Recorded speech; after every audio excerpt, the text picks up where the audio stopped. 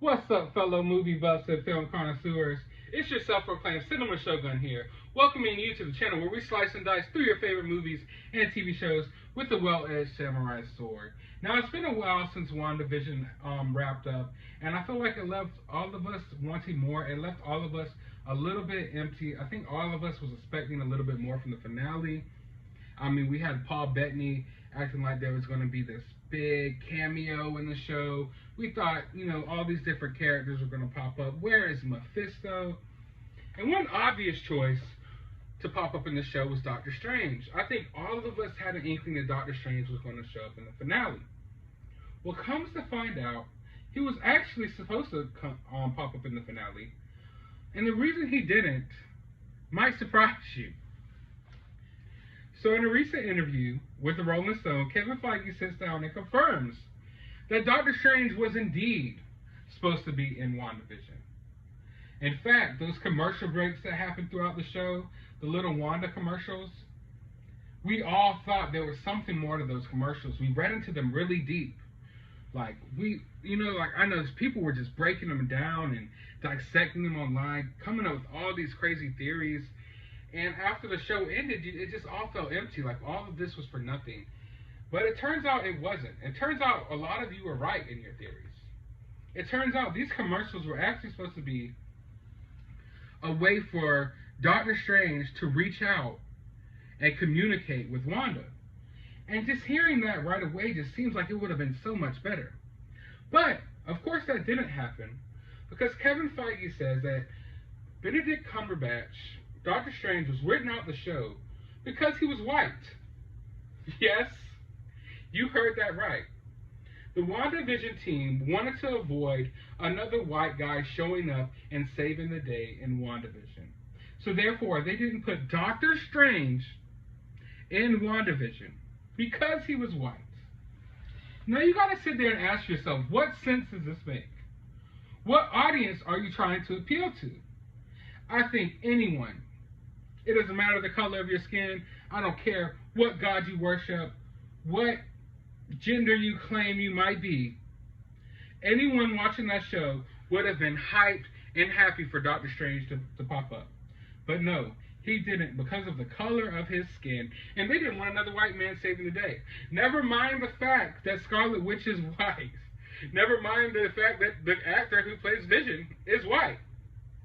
That doesn't matter. A white guy cannot turn up and save the day in a Marvel show. Well, don't you think you have a problem on your hands here, Kevin Feige? Don't you think you have a problem on your hands, Disney? When a white guy can't be a hero in your show, what are you going to do with all of these heroes? So what can I expect from Doctor Strange 2? That he's going to be a total simp the whole entire show, that can do nothing, he can't show his powers because he's white, and you didn't want a white guy to show up in Scarlet Witch's show and be powerful or anything like that, because lo and behold, a white man held some power in the MCU. Lo and behold, Doctor Strange pops up and does what he's supposed to do in the MCU. So what can I expect from the MCU going forward with your white characters? That's one thing I would have to ask. Is Spider-Man about to save the day, and instead of web spinning the villain who's robbing the bank about to shoot out May, he doesn't because he's white? So now he can't save the day? No.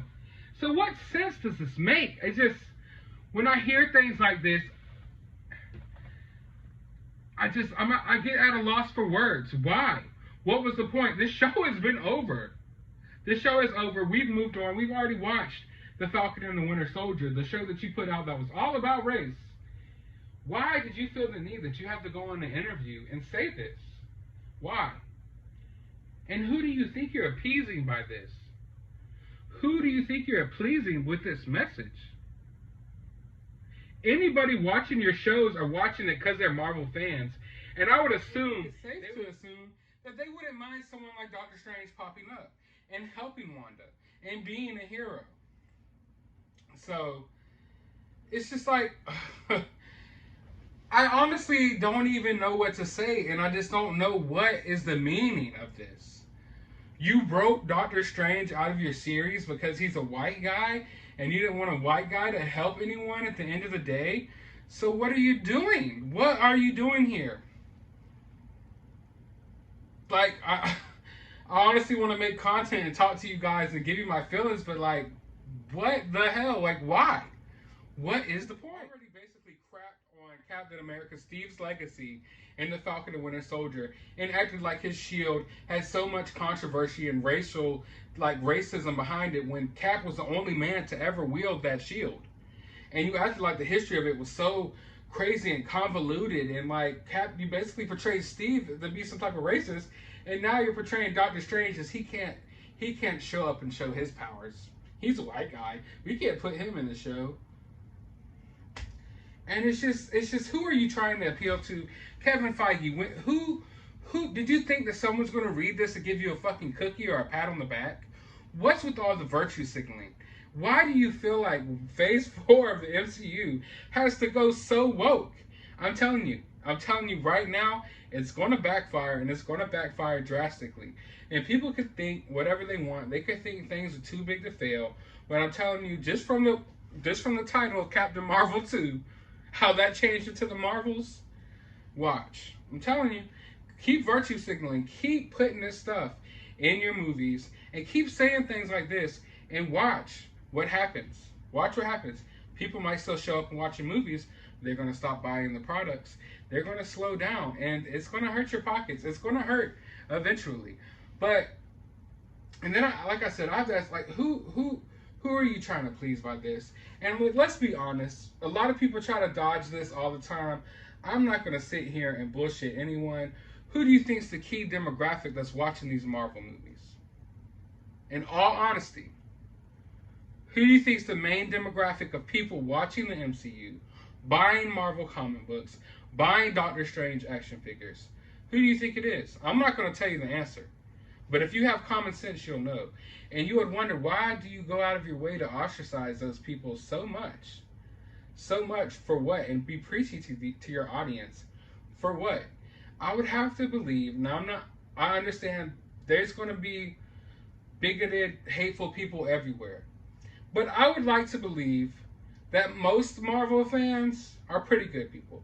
I would like to believe that most Marvel fans don't hold any tensions, aren't really too hateful when it comes to, race and gender and religion and stuff like that. Because, Marvel is just diverse in itself. Marvel is diverse. It always has been. There's always been these deep, different stories. There's always been different characters. And to like Marvel, you have to be somewhat inclusive. There's plenty of strong women characters. It's just, to be a Marvel fan and to be a racist or some type of bad person, like, you're kind of in the wrong place here. Shouldn't you stick to like something else, maybe a little bit, that doesn't have, like, if you hate women and you're a misogynist, whatever the hell, don't you think that maybe Marvel Comics is kind of the wrong thing for you to get into? There's a lot of women in there, a lot of powerful women, like, you can't pick up a comic book, a Marvel comic, without there being a powerful woman somewhere involved. So it's kind of weird, like, you're in the wrong place. So let's go into the interview just a little bit more. Kevin Feige goes on to say, some people might say, oh, it would have been so cool to see Doctor Strange, but it would have taken away from Wanda. We didn't want the end of the show to be commoditized to the next movie, or here's the white guy, let me show you how power works. So in other words, Kevin Feige basically just refers to Doctor Strange as, here's just some other white guy, here's just some white guy. Never mind the fact that he's the Sorcerer Supreme, the strongest sorcerer in all of the lands. He's just some white guy. Spider-Man, Peter Parker, that's just some white guy. Cap, that was just some white guy. Iron Man, yeah, that used to be just some white guy. Like, what? Like, why would you just refer to, if Doctor Strange shows up at the end of WandaVision to help Wanda with her powers, that's not just saying, oh, here's some Tom, Dick, and Jane. Here's just some random Joe off the street. Here's just some white guy to mansplain things to you. No, it is the Sorcerer Supreme. So it makes sense. Also, let's not ignore the fact that Doctor Strange learned from a woman. Doctor Strange learned from a woman. No one had a problem with that. So Doctor Strange can't teach Wanda about her powers? Isn't that the whole point of why you're bringing Wanda into Doctor Strange 2? Like, where are we really going with this? So, I just honestly, I could go all day, but I don't even know how to feel about the situation anymore. I don't even know what to say about the topic. But if you have some thoughts on the topic, let me know down in the comments below. I'm really interested in hearing, what people have to say about this, because it's really crazy, and I feel like it's pointless. But maybe you might, I'm just interested in hearing what you have to say, honestly. But let me know down in the comments below. While you're down there, hit that thumbs up button. Be sure to subscribe, and try to avoid news topics like this, and sit down and go watch a movie.